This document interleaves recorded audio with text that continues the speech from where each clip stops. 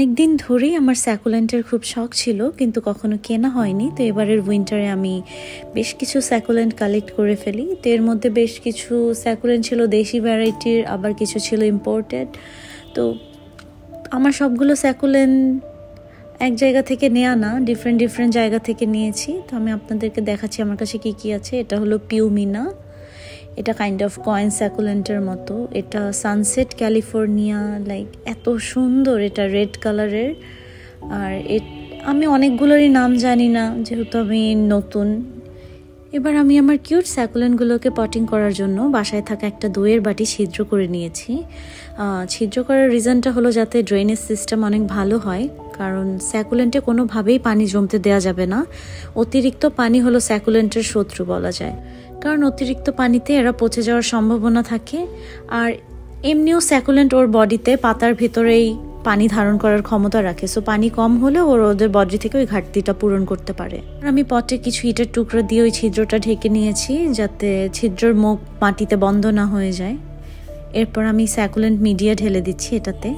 Succulent মিডিয়াটা আমি online থেকে নিয়েছি। স্যাকুলেন্টের জন্যই আলাদা বিশেষ রকমের সয়েলের দরকার হয়। এটার প্রতি কেজি 80 থেকে 100 টাকার ভিতরে ছিল। এরপর আমি স্যাকুলেন্ট মিডিয়াতে কিছু পরিমাণ ম্যানসার দিয়ে দিই। ম্যানসারটা হলো এক ধরনের ফাঙ্গিসাইড। তো এটা দিলে স্যাকুলেন্ট ছত্রাকের আক্রমণ থেকে রক্ষা পাবে, এই জন্যই দেয়া। এবার আমি আমার স্যাকুলেন্টগুলো রুট হরমোন দিয়ে লাগিয়ে দিচ্ছি। রুট হরমোন দেওয়াটা ম্যান্ডেটরি না। স্যাকুলেন্ট যদি আপনারা মোটা বালিতেও বসিয়ে দেন, তাও এদের রুট চলে আসবে 3-4 দিন বা 1 সপ্তাহের ভিতরে। এটা কোনো ব্যাপার না। যেহেতু আমার বাসায় ছিল, তাই আমি ইউজ করছি। এবার আমি একটা চিমটার সাহায্যে আস্তে আস্তে করে এই প্রত্যেকটা স্যাকুলেন্ট মাটিতে সেট করে দিচ্ছি।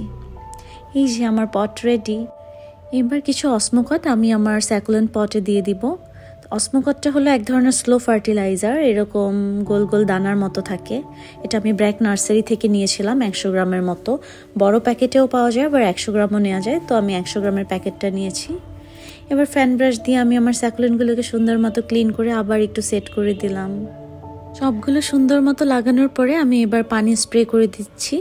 আপনারাও চেষ্টা করবেন অতিরিক্ত পানি না দিয়ে স্প্রের মাধ্যমে স্যাকুলেন্টে পানি দেওয়ার। So this is the final outcome.